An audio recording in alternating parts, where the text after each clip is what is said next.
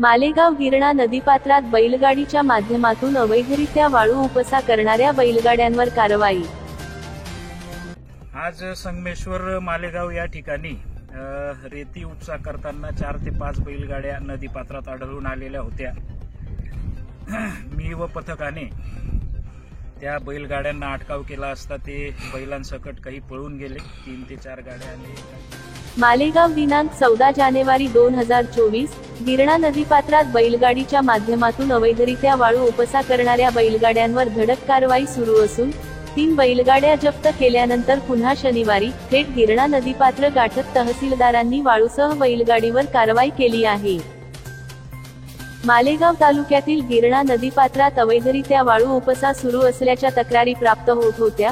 यानंतरच तहसीलच्या पथकाने 10 जानेवारी रोजी 3 बैलगाड्या जप्त केल्या होत्या। त्यांच्यावर दंडात्मक कारवाईची प्रक्रिया सुरू आहे। शनिवारी तहसीलदार नितीन कुमार देवरे यांनी थेट गिरणा नदीपात्र गाठले। यावेळी त्यांना 4 ते 5 बैलगाड्या दिसल्या, मात्र या गाड्या पळून जाण्यात यशस्वी झाल्या। मात्र एका बैलगाडीसह वाळू जप्त करण्यात आली। तहसीलदार नितीन कुमार देवरे यांनी सांगितले की गिरणा नदीपात्रात अवैधरित्या वाळू उपसा करणाऱ्यांवर कारवाई सुरू आहे। आम्ही 24 तास गस्त घालणार आहोत। गैरमार्गाने वाळू चोरी होत असेल तर संबंधितांवर फौजदारी कारवाई करण्यात येईल। या कारवाईमुळे अवैधरित्या वाळू उपसा करणाऱ्यांमध्ये खळबळ उडाली आहे।